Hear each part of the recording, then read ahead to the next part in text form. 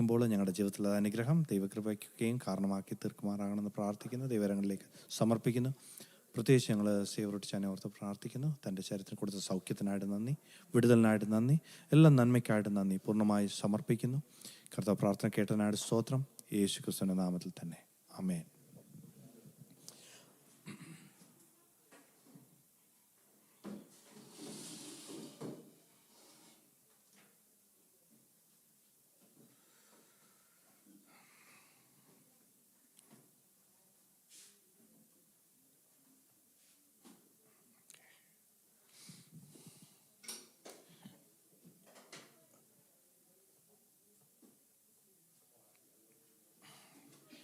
കഴിഞ്ഞ ഒരു 2-3 ആഴ്ച കാലമായിട്ട് ദൈവത്തിൻ്റെ വചനത്തിൽ നിന്ന് ഒരു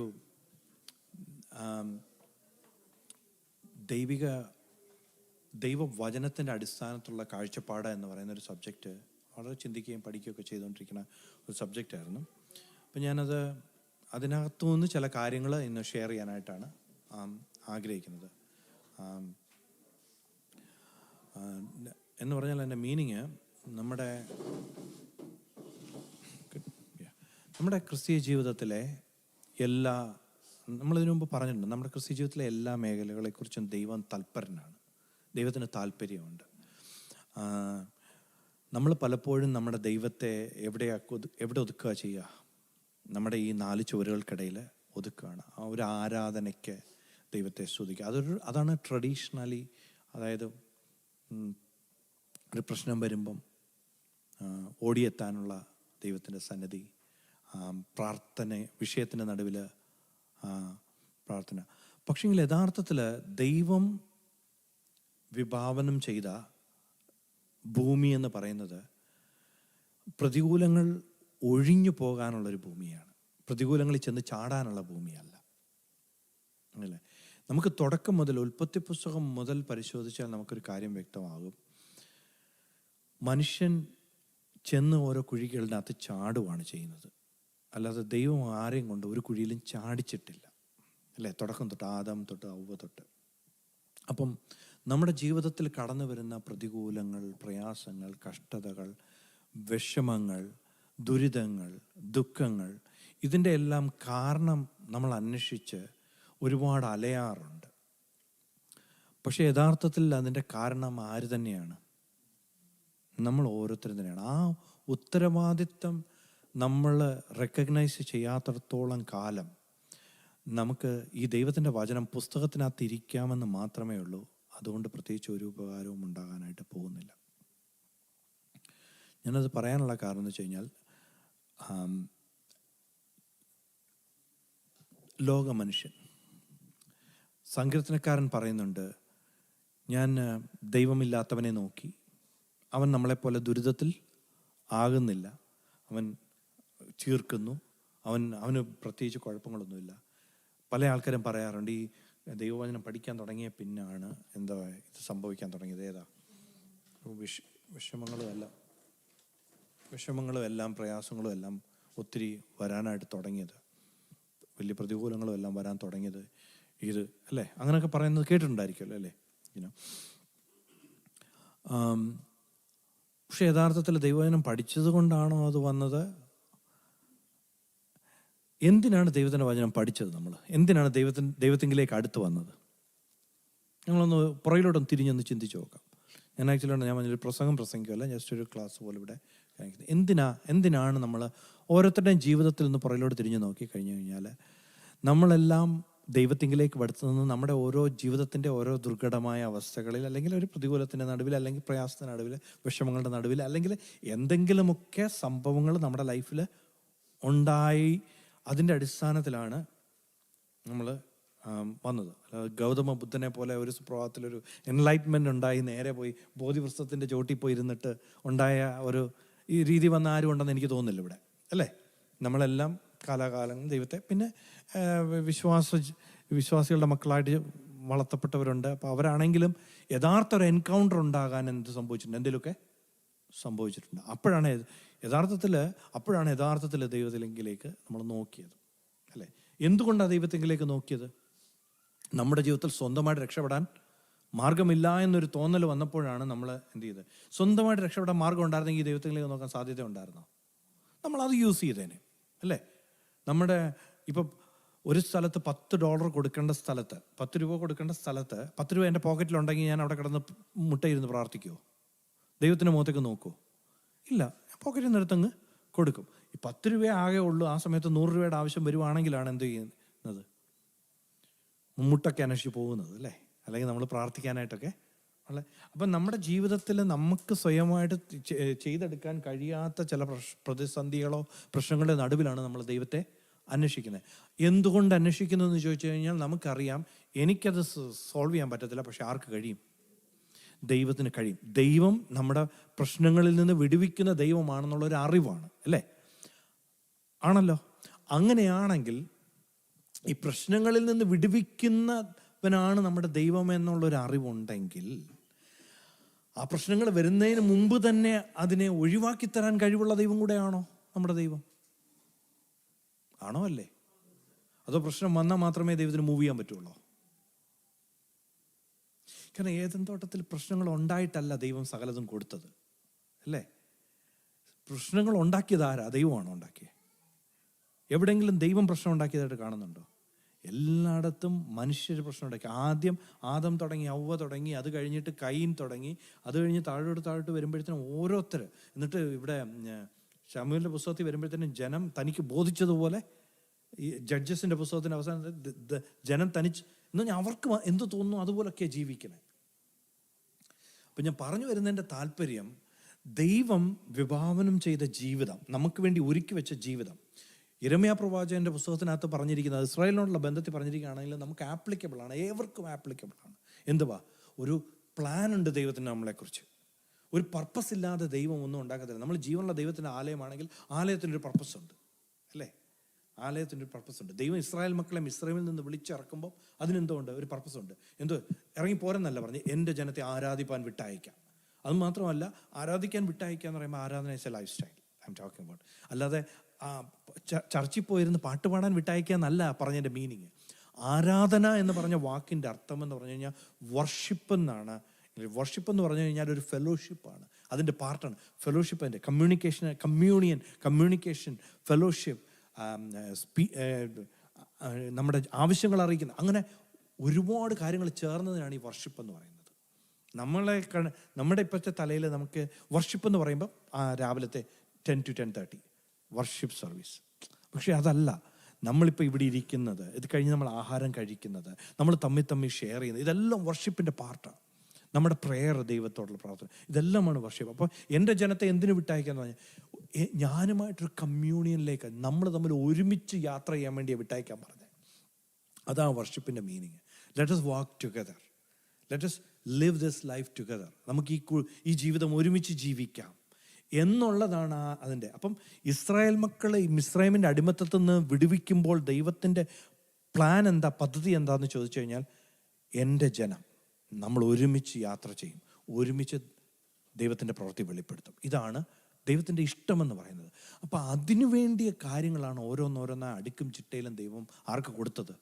ഇസ്രായേൽ മക്കൾക്ക് ഓരോരുത്തർക്കായിട്ട് പറഞ്ഞു കൊടുത്തത്. ഞാൻ പറഞ്ഞു വരുന്നതിൻ്റെ താല്പര്യം എന്താണെന്ന് വെച്ച് കഴിഞ്ഞാൽ, നമ്മളുടെ ജീവിതത്തിൽ നമ്മൾ പലപ്പോഴും നമ്മുടെ പ്രശ്നങ്ങളെ സോൾവ് ചെയ്യുന്ന ഒരാളായിട്ട് മാത്രമാണ് ദൈവത്തെ കാണുന്നത്. അത് ഞാൻ അങ്ങനെയാണെങ്കിൽ കഴിഞ്ഞ ദിവസം ക്ലാസ് എടുത്തപ്പോൾ ഒരു കാര്യം പറഞ്ഞു. അതായത് നമ്മൾ 2,500 രൂപ കൊടുത്ത് വലിയൊരു ഫ്രിഡ്ജ് മേടിച്ച് വീട്ടിൽ വെച്ചിട്ട് അതിനകത്ത് പാത്രങ്ങൾ അടുക്കി വെക്കുവാണെങ്കിൽ എങ്ങനെ ഇരിക്കും? പാത്രങ്ങൾ അടുക്കി വെക്കാൻ ഒരു കബോർഡ് മേടിക്കുന്നതിന് 100 രൂപ കൊടുത്താൽ മതി. 2,500 രൂപ അല്ലെങ്കിൽ 2,000 രൂപയുടെ ഫ്രിഡ്ജിൻ്റെ ആവശ്യം ഇല്ല. നമ്മൾ അതിൻ്റെ പർപ്പസ് സെർവ് ചെയ്യുന്നില്ല അല്ലേ? എന്ന് പറഞ്ഞതുപോലെ ദൈവം നമ്മുടെ പ്രശ്നപരിഹാരകനായി മാത്രം കാണുകയാണെങ്കിൽ നമ്മളും ദൈവവുമായിട്ടുള്ള ബന്ധത്തിൻ്റെ ആ പെർസെൻറ്റേജ് എത്രയെന്നറിയാമോ? വളരെ ചെറുത്. അതല്ല കർത്താവ് പറഞ്ഞത്, ലെറ്റ് us go together. നമുക്ക് ഒരുമിച്ച് യാത്ര ചെയ്യാം. Let us commune together. Let us communicate together. Let us build something together. ഒരു ദൈവം ശില്പിയായിട്ട് ഇട്ട ഒരു മനോഹരമായൊരു പണിക്കായിട്ട് ദൈവം നമ്മളെ വിളിച്ചിരിക്കുക. ആ പണി എന്ന് പറയുന്നത് ദൈവത്തിൻ്റെ ആലയത്തിൻ്റെ പണിയാണ്. അത് നമ്മുടെ പണിയാണ്. നമ്മുടെ ലൈഫിനെ ഈ ഭൂമിയിലായിരിക്കുമ്പോൾ തന്നെ ഏറ്റവും ശ്രേഷ്ഠകരമാക്കുക എന്നുള്ളൊരു പദ്ധതിക്കും വേണ്ടിയാണ് ദൈവം നമ്മുടെ അടുക്കൽ വന്നത്. അപ്പം നമ്മൾ അതായത് ഇങ്ങനെ വിചാരിക്കുക, നമ്മുടെ വീട്ടിലൊരു വണ്ടിയുണ്ട്. വണ്ടി എന്നും സ്റ്റാർട്ടാകത്തില്ല, തള്ളി വേണം സ്റ്റാർട്ടാക്കാൻ. വഴിയിലെല്ലാം എന്ത് ചെയ്യും? ബ്രേക്ക് ഡൗൺ ആവും. ബ്രേക്ക് ഡൗൺ ആകുമ്പോൾ എന്തറിയാം, നമ്മൾ കൂടെ പുറകിൽ ഒരു സീറ്റ് ആരെയും കൂടെ വെച്ചേക്കുക, ഒരു മെക്കാനിക്കിനെ കയ്യിൽ വെച്ചിട്ടുണ്ട്, കുറേ ടൂൾസും ഒക്കെ ആയിട്ട്. കാരണം എന്നറിയാം, എപ്പോഴും ബ്രേക്ക് ഡൗൺ ആവും. അങ്ങനത്തെ ഒരു അവസ്ഥയെക്കുറിച്ച് ഒന്ന് ചിന്തിച്ച് നോക്കിയേ. നമ്മുടെ ക്രിസ്തീയ ജീവിതം അങ്ങനെയാണോ? അതായത് ഡെയിലി ബ്രേക്ക് ഡൗൺ, ഇതിന് ഫിക്സ് ചെയ്ത് തട്ടി മുട്ടി തപ്പി ഒരു തരത്തിൽ പോകുന്ന ഒരു ജീവിതമാണോ ക്രിസ്തീയ ജീവിതം? അതോ ബ്രാൻഡ് ന്യൂ കാറ് മേടിച്ചിട്ട് വർക്ക്ഷോപ്പൊക്കെ കാണുമ്പം ടാറ്റ പറഞ്ഞിട്ട് അങ്ങോട്ട് തിരിഞ്ഞു പോലും നോക്കാതെ ഓടിക്കുന്ന, ഞാൻ എന്തിനാ പറഞ്ഞു വരുന്നതിൻ്റെ താല്പര്യം എന്ന് പറഞ്ഞു കഴിഞ്ഞാൽ ഉണ്ടല്ലോ, ദൈവം ഒരു റിപ്പയർ മെയിൻ്റനൻസ് ലൈഫ് അല്ല നമുക്ക് തന്നത്. ഭൂമിയിൽ ദൈവം മനുഷ്യനെ സൃഷ്ടിച്ചപ്പോൾ ഇങ്ങനെയാണെന്നോ പറഞ്ഞത്, നീ കുഴി ചെന്ന് വീഴും, അപ്പോൾ ഞാൻ രക്ഷപ്പെടുത്തും, പിന്നെ നീ കുഴി ചെന്ന് വീഴും, രക്ഷപ്പെടുത്തും, പിന്നെ തട്ടിമുട്ടി ഒരു വിധത്തിൽ എങ്ങനെയെങ്കിലുമൊക്കെ ജീവിച്ചോണം എന്ന് പറഞ്ഞാണോ ദൈവം ഏദൻ തോട്ടത്തിൽ മനുഷ്യനെ ആക്കിയത്? അതോ സകല ഭൂചര ജന്തുക്കളുടെ മേലും വാഴുവീൻ എന്ന് പറഞ്ഞാണോ ആക്കിയത്? ഇപ്പം നമ്മൾ വാഴുന്നുണ്ടോ? ഞാൻ കണ്ടംനേഷനായിട്ട് ചോദിക്കുമല്ല, നമ്മളോട് ചോദിക്കേണ്ട ചോദ്യങ്ങളാണ് ഇതെല്ലാം. യഥാർത്ഥത്തിൽ ഞാൻ വാഴുന്നുണ്ടോ? എൻ്റെ ജീവിതത്തിൽ ആം ഐ റെയിനിങ്? ഞാൻ വാഴ്ചയാണോ സംഭവിക്കുന്നത്, അതോ തട്ടി മുട്ടിപ്പോകുന്നു? നമ്മൾ ആരോടെങ്കിലും ചോദിക്കുക, എങ്ങനെയുണ്ട് ബ്രദറെ ജീവിതം? ഓ, എന്തോ പറയാനാ. ഇതല്ലേ നമ്മൾ സാറിന് പറയാറുള്ളത്? അങ്ങനെ അങ്ങ് പോകുന്നു. ഇതാണ് സാറിന് നമ്മൾ പറയാറുള്ളത്. പക്ഷെ യഥാർത്ഥത്തിൽ നമ്മൾ എങ്ങനെ പറയേണ്ടവരാ? എൻ്റെ ആത്മാവ് ശുഭമായിരിക്കുന്നത് പോലെ എൻ്റെ ദേഹവും ശുഭമായിരിക്കുന്നത്, ദൈവത്തിൻ്റെ നാമത്തെ മഹത്വത്തെ വർണ്ണിച്ചു കൊണ്ട് പോകുന്നു. ഇതാണ് യഥാർത്ഥത്തിൽ നമ്മുടെ വായിൽ നിന്ന് വരേണ്ടത്, അല്ലേ? അപ്പം ഇതിൽ നിന്ന് അതിലേക്ക് എങ്ങനെ എത്താം എന്നുള്ളതാണ് നമ്മൾ ചിന്തിക്കേണ്ടത്. അതോ ഇങ്ങനെയൊക്കെ പോയാൽ മതിയോ എന്ന് നമ്മളാ തീരുമാനിക്കേണ്ടത്, ദൈവമല്ല തീരുമാനിക്കേണ്ടത്, അല്ലേ? നമ്മുടെ ജീവിതം ജയകരമായി തീരണോ വേണ്ടേ, അതോ പരാജയമായി തീരണോ എന്ന് തീരുമാനിക്കാനുള്ള ഉത്തരവാദിത്വം ദൈവത്തിനല്ല, നമുക്ക് ഓരോരുത്തർക്കുമാണ്, അല്ലേ? ദൈവം വ്യക്തമായിട്ട് പല മേഖലകളിലും പറഞ്ഞിരിക്കുന്ന കാര്യം ഇതാണ്. അത് അനുഗ്രഹവും ശാപവും ഞാൻ നിൻ്റെ മുമ്പിൽ വെച്ചിരിക്കുന്നു എന്ന് പറഞ്ഞാൽ, ഇത് പോസിറ്റീവ് ഉണ്ടെങ്കിൽ അതിന് നെഗറ്റീവ് ഉണ്ട്, വെളിച്ചമുണ്ടെങ്കിൽ അവിടെ അപ്പുറത്ത് ഇരുട്ടുണ്ട്, നന്മയുണ്ടെങ്കിൽ അതിൻ്റെ അവിടെ അപ്പുറത്ത് ശാപമുണ്ട്, അനുഗ്രഹം ഉണ്ടെങ്കിൽ അതിൻ്റെ അപ്പുറത്ത് ശാപമുണ്ട്. ഇത് ഇങ്ങനെയാണ് ലോകം. അങ്ങനെ സൃഷ്ടിക്കാൻ പറ്റുള്ളൂ. ഞാൻ അതിനെ ഒരിക്കൽ ഡിഫൈൻ ചെയ്തപ്പോൾ ഇങ്ങനെ പറഞ്ഞായിരുന്നു, അതായത് ഇരുട്ടെന്ന് പറഞ്ഞ സാധനം സൃഷ്ടിക്കപ്പെട്ട ഒരു സാധനമല്ല. ഒരു കാര്യം ഇല്ലാത്ത അവസ്ഥയ്ക്ക് പറയുന്ന പേരാണ് എന്ത്? ഇരുട്ട്. വെളിച്ചമില്ലാത്ത അവസ്ഥയ്ക്ക് പറയുന്ന പേരാണ് ഇരുട്ട്, അല്ലേ? ഇപ്പം ഇവിടെ ഇരുട്ടുണ്ടാക്കാൻ നമ്മൾ പ്രത്യേകിച്ച് ഒന്നും ചെയ്യണ്ട, ലൈറ്റ് ഓഫ് ചെയ്താൽ മതി, അല്ലേ? ഇരുട്ട് പോകാൻ എന്തോ ചെയ്യണം? ലൈറ്റ് ഓൺ ചെയ്താൽ മതി. അപ്പം ഇരുട്ടല്ല റിയാലിറ്റി, ലൈറ്റാ റിയാലിറ്റി. വെളിച്ചമുണ്ടോ? വെളിച്ചമില്ലേ? വെളിച്ചമില്ലാത്ത അവസ്ഥയ്ക്ക് ഒരു പേരിട്ടിരിക്കുക, എന്തുവാ?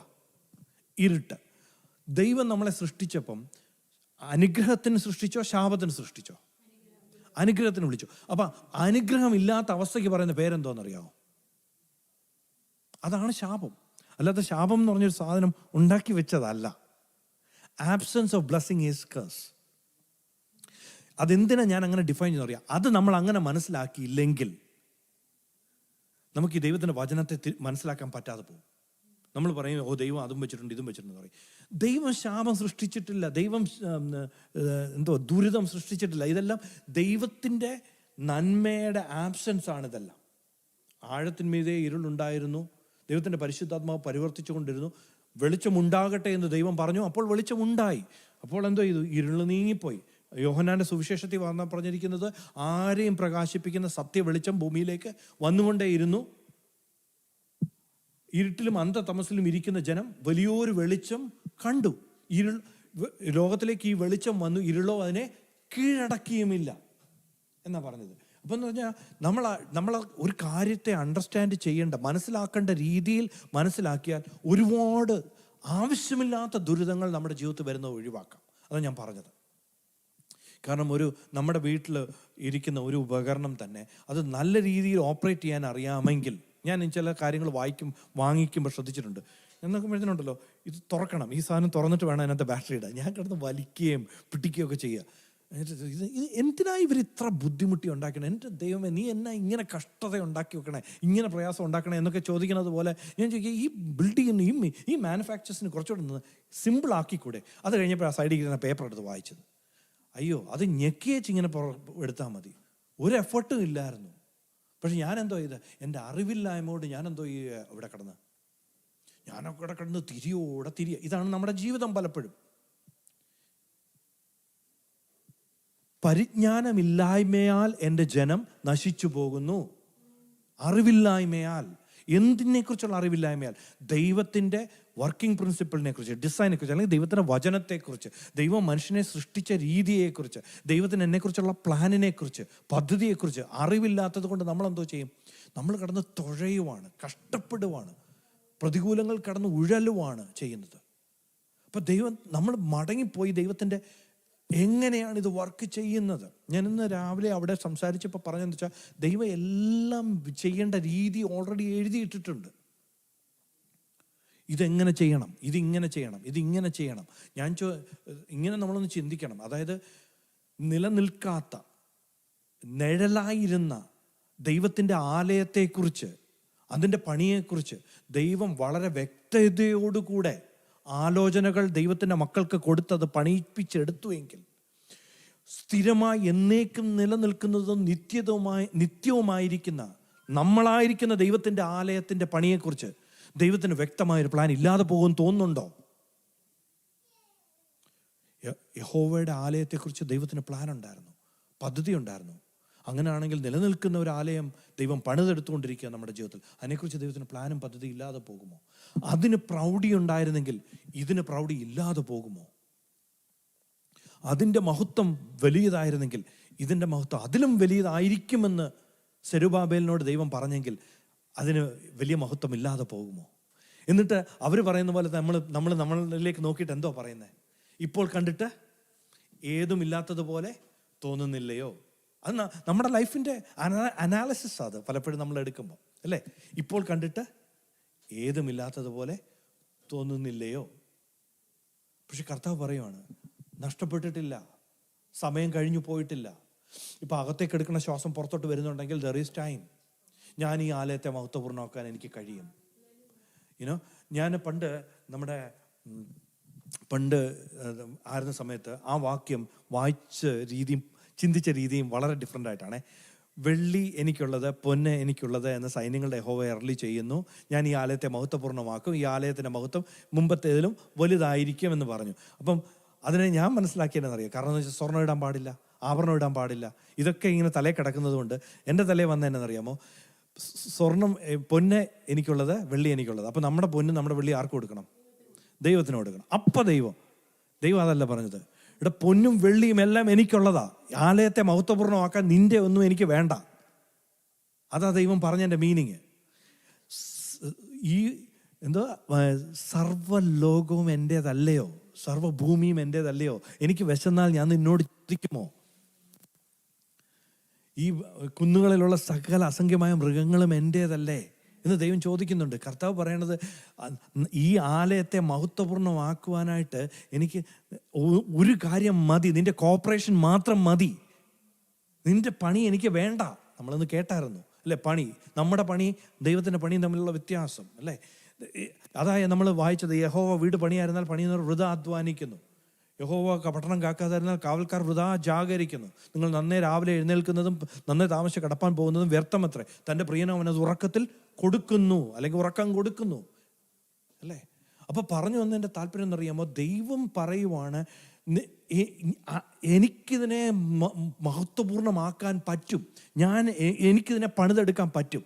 എന്തുവാ ചെയ്യേണ്ടത്? നിന്റെ പണിയൊന്ന് നിർത്ത. നിന്റെ പ്ലാനും നിന്റെ പദ്ധതിയും നിന്റെ ഐഡിയയും ഇതും എല്ലാം വെച്ചിട്ട് ഈ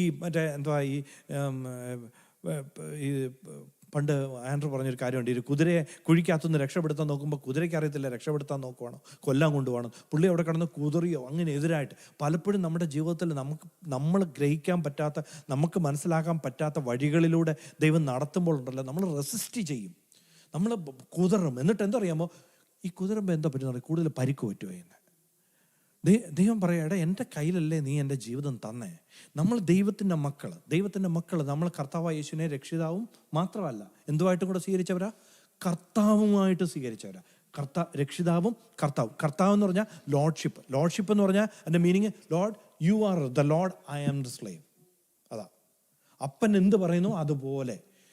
ഞാൻ പറയില്ലേ, നമ്മളെല്ലാവരും കർത്താവായ യേശുവിൻ്റെ അമ്മ മറിയെ വലിയ അത്ര ബഹുമാനമൊന്നും കൊടുക്കാത്ത ആൾക്കാർ, വളരെ ബഹുമാനിക്കേണ്ട ഒരു വ്യക്തിയാണ്. എന്താ കാരണം? കർത്താവായ യേശു ക്രിസ്തുവിൻ്റെ അമ്മയായ മറിയാണ് ഏറ്റവും ശ്രേഷ്ഠമായ ഒരു ഉപദേശം ദൈവമക്കൾക്ക് കൊടുത്തത്. എന്താ പറയുക, അവൻ എന്തെങ്കിലും പറഞ്ഞാൽ ബെസ്റ്റ് ഉപദേശമാണ് കൊടുത്തത് അല്ലേ. അവൻ എന്തെങ്കിലും പറഞ്ഞാൽ അതുപോലെ ചെയ്യും. ഏനോ കർത്താവ് എന്തെങ്കിലും പറഞ്ഞാൽ അതുപോലെ ചെയ്യും. എന്തിനാ പറയുന്നത്? നമ്മുടെ നന്മയ്ക്ക് വേണ്ടിയാണ് പറയുന്നത്. അനുഗ്രഹം അനുഭവിക്കാൻ വിളിക്കപ്പെട്ടവർ എന്നാണ് നമ്മുടെ പേര്. അപ്പോൾ ദൈവം എന്തെങ്കിലും പറഞ്ഞാൽ അത് നമ്മുടെ നന്മയ്ക്ക് വേണ്ടിയാണ് പറയുന്നത്. പക്ഷെ നമുക്കെല്ലാം സ്വന്തം ഐഡിയാസും സ്വന്തം പ്ലാനും ഉണ്ട് എല്ലാ കാര്യം, ഈവൻ നമ്മുടെ ലൈഫിനെ കുറിച്ച് തന്നെ. പക്ഷേ ഉണ്ടല്ലോ, ഇത് ഒരിക്കൽ ദൈവത്തിൻ്റെ വചനത്തിനകത്ത് ഇങ്ങനെ പറയുന്നുണ്ട്, അവർക്ക് വെള്ളമില്ലാതെ കഷ്ടപ്പെടുന്ന ഒരു സമയമാണ്. ഇസ്രായേൽ മക്കൾ വെള്ളമില്ലാതെ കഷ്ടപ്പെട്ട് ഇങ്ങനെ യാത്ര ചെയ്യുന്ന സമയത്ത് അവിടെ പ്രവാചകൻ പറഞ്ഞതിലൂടെ ദൈവം സംസാരിച്ചൊരു കാര്യമാണ്, ഈ മരുഭൂമിയിൽ അനേകം കുഴികൾ കുഴിക്കും. നിങ്ങൾക്ക് ഇത് കാറ്റ് കാണത്തില്ല, മഴ കാണത്തില്ല, പക്ഷെങ്കിൽ ഞാൻ ഈ കുഴിയെ നിറയ്ക്കും. അത് ദൈവം പറഞ്ഞതെന്ന് വെച്ചിട്ടുണ്ടെങ്കിൽ, നീ ഇതിൻ്റെ സോഴ്സും ഇതൊന്നും കണ്ടുപിടിച്ച് കടന്ന് ഒത്തിരി ഭാരപ്പെടണ്ട. ഞാൻ നിന്നോട് കുഴി കുഴിക്കാൻ പറഞ്ഞാൽ എന്തോ വേണം? കുഴി കുഴിക്കുക. എന്തെങ്കിലും പറഞ്ഞു കഴിഞ്ഞാൽ എന്തോ വേണം? പറയുക. ബൈബിളിനകത്ത് അതിൻ്റെ ഉദാഹരണങ്ങളാണ് ഒരുപാട് അല്ലേ. കൽപ്പാത്രത്തിനകത്ത് വെള്ളം നിറയ്ക്കാൻ പറഞ്ഞാൽ നിറയ്ക്കുക. കർത്താവേ, കൽപ്പാത്രം ഇതുവരെ ആരും വെള്ളം നിറച്ചിട്ടില്ല, ഒരിക്കൽ പോലും ഇതുവരെ വെള്ളം വീഞ്ഞാക്കിയിട്ടില്ല, അവന്മാരെന്നെ തല്ലും വെള്ളം കൊണ്ട കൊടുത്ത. ഇങ്ങനെ 100 കാര്യങ്ങൾ നമ്മുടെ തലയിൽ വരും. അപ്പം 100 കാര്യങ്ങൾ നമ്മുടെ തലയിൽ വരുമ്പം നമ്മൾ എന്താ പറയുമോ അതിനെല്ലാം മാറ്റി വെച്ചിട്ട്, എൻ്റെ അപ്പൻ എന്നോട് എന്തോ പറഞ്ഞത്, എൻ്റെ അപ്പൻ പറഞ്ഞെന്തുവാ, അത് നിറയ്ക്കുക, അത് കുഴിക്കുക, അല്ലെങ്കിൽ അത് ചെയ്യുക എന്നാ പറഞ്ഞത്. അവിടെ ദൈവത്തെ ട്രസ്റ്റ് ചെയ്യാൻ നമ്മൾ തയ്യാറാകുമോ? അവിടെയാണ് നമ്മുടെ ക്രിസ്തീയ ജീവിതത്തിൻ്റെ ജയം ആരംഭിക്കുന്നത്. ക്രിസ്തീയ ജീവിതത്തിൻ്റെ വിജയത്തിൻ്റെ ആരംഭം നമ്മുടെ ദൈവത്തിലുള്ള ട്രസ്റ്റാണ്. എത്രമാത്രം നമ്മൾ ദൈവത്തെ ട്രസ്റ്റ് ചെയ്യാൻ പ്ലാൻ ചെയ്യുന്നോ അവിടെയാണ് ക്രിസ്തീയ ജീവിതം സന്തോഷകരമായി തീരുന്നത്. ഞാൻ പറഞ്ഞില്ലേ, ഈ നമ്മളെല്ലാം ഒരുപാട് വിഷയങ്ങളുടെ നടുവിൽ കിടക്കുന്ന ആൾക്കാരാണ്. ഇപ്പോൾ ഒരു രീതി പറഞ്ഞാൽ അങ്ങനെ ഒരു വിഷയത്തിൻ്റെ നടുവിലേക്ക് പോകേണ്ട ആവശ്യമില്ലായിരുന്നു, അതാണ് സത്യം. പക്ഷേ ദാറ്റ് ഈസ് ഓക്കെ, എത്തിച്ചേർന്നു. ഇപ്പം ഇല്ലാത്തത് ഇല്ല എന്ന് പറയാൻ പറ്റുമോ? ഇല്ലെന്ന് പറയാൻ പറ്റില്ല, ഉണ്ട്. ഇനി എന്തുവാണ് അടുത്തത്? വീണ്ടും വീണ്ടും വീണ്ടും വലിയ കുഴി കുഴിച്ച് ആ വിഷയങ്ങളിലേക്ക് ഇറങ്ങിപ്പോണോ? അതോ അതായത് ഞാൻ ഇങ്ങനെ പറയും, ഈ ബുദ്ധിക്ക് സ്ഥിരതയില്ലായ്മ, ഇൻസാനിറ്റി എന്ന് പറയുന്നൊരു വാക്കുണ്ടല്ലോ, അതിൻ്റെ ഡെഫിനിഷൻ എന്നാണെന്നറിയാമോ? അതായത് പണ്ട് ചെയ്തുകൊണ്ടിരുന്നത് തന്നെ പിന്നെയും ചെയ്തിട്ട് വ്യത്യസ്തമായ ഒരു റിസൾട്ട് കിട്ടും എന്ന് നമ്മൾ പ്രതീക്ഷിക്കുന്നതിന് പറയുന്ന പേരാണ് ഇൻസാനിറ്റി, അല്ലെങ്കിൽ ബുദ്ധിഭ്രമം. നമുക്കെല്ലാവർക്കും അല്പം ഉള്ള ഒരു സാധനത്തിൻ്റെ പേരാണ് എന്തോന്ന്? ബുദ്ധിഭ്രമം അല്ലേ? നമുക്കെല്ലാവർക്കും ഉള്ള ഒരു സാധനമാണിത്. നമ്മളെല്ലാവരെയും പോയി ഡയഗ്നോസ് ഒന്നും ചെയ്തിട്ടില്ലായിരിക്കും ഡോക്ടർമാർ പോയിട്ട്, പക്ഷെ എന്നാലും ഈ സംഭവം എന്തോ ഉണ്ട്. എന്നാ കാരണം? നമ്മൾ കാലങ്ങളായിട്ട് നമ്മുടെ പ്രശ്നങ്ങളും തീരുന്നില്ല, നമ്മുടെ പരിഹാരം എന്തുവാ? അതുതന്നെയാണ്. ഏതാ? ഇന്നലത്തേത് തന്നെ, മിനിഞ്ഞാന്നത്തേത് തന്നെ, സെയിം ഇത് തന്നെ. പണ്ട് ലാസർ ഉപദേശി പ്രസംഗിച്ചപ്പോഴത്തേനും പുള്ളി പറഞ്ഞു, എടാ അവിടെ ഈ കത്തോലിക്കയും ഓർത്തഡോക്സിലും ഒക്കെ പോകുന്നവരെ അവരൊക്കെ ഇങ്ങോട്ട് വാ, ഇവിടെ ഡിഫറെൻ്റാണ്, ഇവിടെ വെറൈറ്റിയാണ്, അവിടെ എന്നും വാളവരെയാന്ന് പറഞ്ഞു. എന്ന് പറഞ്ഞു കഴിഞ്ഞാൽ ഡെയിലി ആ ചൊല്ലും ഈ ചൊല്ലും എല്ലാം. നമ്മുടെ ജീവിതം ഏകദേശം അതുപോലെ തന്നെ, ഡെയിലി വാളവര തന്നെയാണ്. അതായത് എന്ത് വന്നാലും നമ്മൾ എന്തോ തന്നെയാണ്, സെയിം ഇത് തന്നെയാണ് ചെയ്യുന്നത് അല്ലേ? അപ്പം നമ്മളൊന്ന് ചിന്തിക്കണം, ഈ കഴിഞ്ഞ കാലങ്ങളിൽ ഞാൻ ചോദിച്ചിട്ട് ആൻസർ കിട്ടിയില്ല എങ്കിൽ, കഴിഞ്ഞ കാലങ്ങളിൽ ഞാൻ ചെയ്ത കാര്യങ്ങൾക്ക് റിസൾട്ട് കിട്ടിയില്ല എങ്കിൽ ഞാൻ എന്ത് ചെയ്യണം? ഞാൻ ചെയ്യുന്ന രീതിക്ക് മാറ്റം വരുത്തണം അല്ലേ? അപ്പോൾ സംതിങ് റോങ്. കാരണം എന്താ വെച്ച് കഴിഞ്ഞാൽ ഇത് വീണ്ടും വീണ്ടും വീണ്ടും ചെയ്തിട്ട് എന്ന് വെച്ചാൽ നമ്മൾ ഈ പഠിപ്പിച്ചത്, ഈ തത്തയെ അറിയാമല്ലോ പഠിപ്പിച്ചത്, ക്ഷമിക്കണം കേട്ടോ, ഞാൻ ആരെയും കുറ്റം വിധിക്കാൻ പറയില്ല, നമ്മുടെ അവസ്ഥ ഈ പഠിപ്പിച്ചത് തന്നെ പാടിക്കൊണ്ടിരിക്കും. പക്ഷേ റിസൾട്ട് ഉണ്ടോ? റിസൾട്ട് ഇല്ല. വല്ലപ്പോഴും ആണ്ടിനും സംക്രാന്തിക്കും ദൈവം ഒന്ന് പ്രവർത്തിക്കുന്നത് നമ്മുടെ ജീവിതത്തിൽ കാണും. അത് കഴിയുമ്പോഴത്തേനും പിന്നെ എന്തോ ചെയ്യാ, പഴയ നമ്മുടെ നാട്ടിലൊരു ചൊല്ലില്ലേ, എന്താ ശങ്കരൻ പിന്നെയും തെങ്ങ തന്നെയാന്ന് പറഞ്ഞതുപോലെ ഇതാ ഈ 38 വർഷം കുളക്കര കിടക്കുന്ന ആളിനെ കുറിച്ച് നമ്മൾ വിചാരിക്കും, നിനക്ക് ബോധമില്ലേടാ, 38 വർഷമായിട്ട് കുളക്കര കിടക്കില്ലേ എന്നൊക്കെ പറയും. നമ്മളും ഇതേപോലെ വർഷങ്ങളായിട്ട് പല കരയിൽ കിടക്കുകയാണ് അല്ലേ, ഒരു രീതിയിൽ നിന്ന് ചിന്തിച്ച് നോക്കിക്കഴിഞ്ഞാൽ. അവിടെ നിന്നാണ് നമ്മൾ എന്ത് ചെയ്യേണ്ടത് അറിയാം, വ്യത്യസ്തമായ രീതിയിൽ ഇതിനെ ഒന്ന് അപ്രോച്ച് ചെയ്യാനായിട്ടുള്ളൊരു മനോഭാവം. വ്യത്യസ്തമായ രീതി എന്ന് പറഞ്ഞു കഴിഞ്ഞാൽ വേറെ ഒരു ടെക്നിക്കല്ല, come back to the word of God. കാരണം യഹോവയുടെ പുസ്തകത്തിൽ വായിച്ചന്വേഷിച്ച് നോക്കുക, ഒന്നിനും ഇണ കിട്ടാതെ വരികയില്ല എന്ന് പറഞ്ഞാൽ ഉത്തരം കിട്ടാതെ വരികയില്ല. നമ്മുടെ ജീവിതത്തിൽ ഒരു പ്രശ്നം നടന്നു, പ്രാർത്ഥിച്ചു, അതിന് മറുപടി ലഭിച്ചില്ലെങ്കിൽ നമ്മൾ എന്തോ ചെയ്യണമെന്ന് അറിയാമോ? കൂടുതൽ പ്രാർത്ഥിക്കാനും മുട്ടിപ്പായിട്ട് പ്രാർത്ഥിക്കുകയല്ല ചെയ്യേണ്ടത്, പോയി ദൈവവചനത്തിൽ അന്വേഷിച്ച് നോക്കണം. എന്നിട്ട് എന്ത് ചെയ്യണം? ദൈവഹിതപ്രകാരം ദൈവത്തിൻ്റെ അടുക്കലേക്ക് ചെല്ലണം.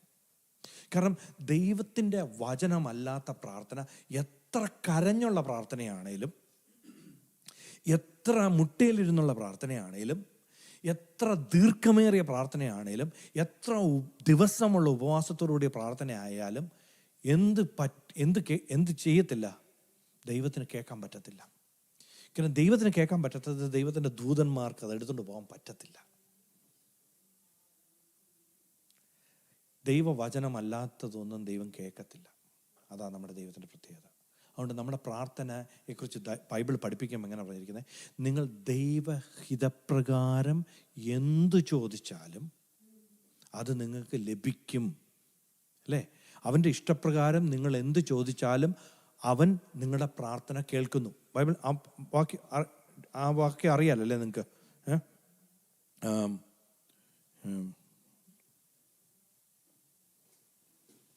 ഞാൻ ആ വാക്യം കൂടെ വായിച്ചിട്ട് പ്രാർത്ഥിച്ചങ്ങ് നിർത്താവേ.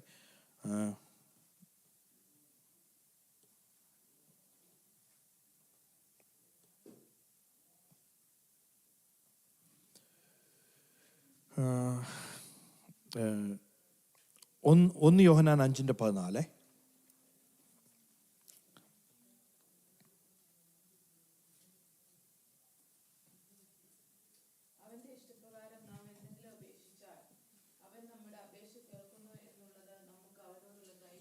ഓക്കെ, ഒരു നിമിഷം അവിടെ ഒന്ന് നിർത്തിക്കാണേ. അതായതുണ്ടല്ലോ ആ വാക്യം നിങ്ങളെല്ലാവരും ഒന്ന് ശ്രദ്ധിച്ചേ ഒരു നിമിഷം. അവൻ്റെ ഇഷ്ടപ്രകാരം നാം എന്തെങ്കിലും അപേക്ഷിച്ചാൽ അവൻ നമ്മുടെ അപേക്ഷ കേൾക്കുന്നു എന്നുള്ളത് നമുക്ക് അവനുള്ള ധൈര്യമാകുന്നു, അല്ലേ? അപ്പം ഇതിനകത്ത് 2-3 കാര്യങ്ങളുണ്ട്. നമ്മൾ അപേക്ഷിക്കുമ്പം, ആസ്ക് ചെയ്യുമ്പോൾ, ചോദിക്കുമ്പോൾ എങ്ങനെയാണ് ചോദിക്കണ്ടേ? ദൈവത്തിൻ്റെ ഇഷ്ടപ്രകാരം ചോദിക്കണം. ഇഷ്ടപ്രകാരം ചോദിച്ചാൽ എന്ത് ചെയ്യുമെന്ന് അവിടെ പറഞ്ഞിരിക്കുന്നത്? നമ്മുടെ അപേക്ഷ കേൾക്കുന്നു. അതായതുണ്ടല്ലോ നമ്മൾ ഈ ഇമിഗ്രേഷൻ ഡിപ്പാർട്ട്മെൻറ്റിൽ I-130, എനിക്ക് ജസ്റ്റ് ഒരു ഫോം പറയാം. I-130 എന്ന് പറഞ്ഞ ഫോമാണ് സബ്മിറ്റ് ചെയ്യേണ്ടത്. അതിന് പകരം ഞാൻ അവിടെ ഇരുന്നിട്ടുണ്ടല്ലോ വേറെ ഒരു I-140 എന്ന് പറഞ്ഞാൽ, അല്ലെ I-100 എന്ന് പറഞ്ഞാൽ വേറെ എനിക്ക് തോന്നിയൊരു ഫോം എടുത്ത് സബ്മിറ്റ് ചെയ്ത് കഴിഞ്ഞാൽ അവർ അപേക്ഷ എടുക്കുകയോ ഇല്ലയോ? അവർ റിജക്റ്റ് ചെയ്യും, അല്ലേ?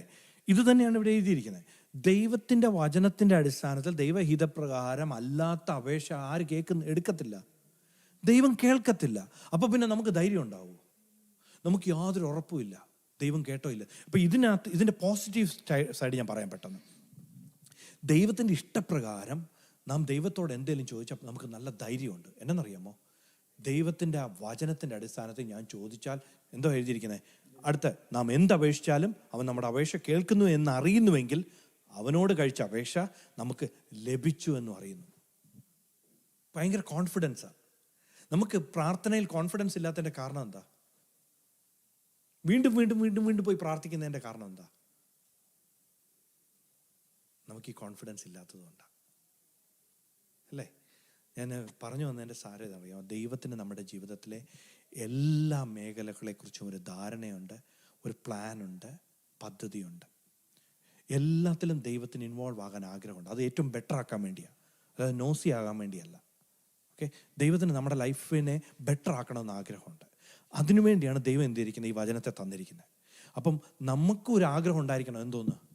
നമ്മുടെ ജീവിതം നല്ലതാകണമെന്നൊരാഗ്രഹം ഉണ്ടായിരിക്കണം. നമ്മുടെ ജീവിതം നല്ലതാകണമെന്ന് ആഗ്രഹമുണ്ടെങ്കിൽ നമുക്ക് എന്തോ ചെയ്യണം? ഈ വചനത്തിൽ അന്വേഷിച്ച് നോക്കണം. എന്നിട്ട് അതിൻ പ്രകാരം ദൈവത്തോട് പറയണം, അപ്പച്ചാ അങ്ങയുടെ വചനം ഇപ്രകാരം പറയുന്നു, എന്തിയേ? ഗിദെയോൻ പറഞ്ഞതുപോലെ ദൈവം ശക്തനാണെങ്കിൽ why it is like this എന്ന് പറഞ്ഞ് നീ പോ. ഓക്കെ, ഞാൻ പോയാൽ മതിയോ? പോയി. എന്ത് ചെയ്തു? ദൈവം ശക്തനാണെന്ന് വെളിപ്പെട്ടു അല്ലേ? അപ്പം ദൈവം ശക്തനാണ്. പക്ഷേ എന്തുകൊണ്ടാണ് എൻ്റെ ജീവിതത്തിൽ ശക്തനാണെന്ന് കാണാത്തെ? ഞാനത് ചെയ്യുന്നില്ല, ഞാനത് കാണുന്നില്ല, ഞാനത് അന്വേഷിക്കുന്നില്ല. ആമേൻ. പ്രിയ ദൈവമക്കളെ, നമുക്ക് ഞാനിവിടെ കൺക്ലൂഡ് ചെയ്യുക. നമുക്ക് ഈ ദിവസങ്ങളിൽ ദൈവത്തിൻ്റെ സന്നിധിയിലേക്ക് കൂടുതൽ ദൈവവചനം ധ്യാനിച്ച് അത് ആപ്ലിക്കേഷന് വേണ്ടി നമ്മുടെ ലൈഫിൽ അപ്ലൈ ചെയ്യാൻ വേണ്ടി നമുക്ക് ദൈവത്തിൻ്റെ വചനത്തെ ഉൾക്കൊള്ളാം. ദൈവങ്ങളിലേക്ക് നമ്മളെ തന്നെ സമർപ്പിച്ചു കൊടുക്കാം. കർത്താവ് നമ്മളെ സഹായിക്കട്ടെ. ഒരു വാക്ക് ഡെന്നി പ്രാർത്ഥിച്ചു.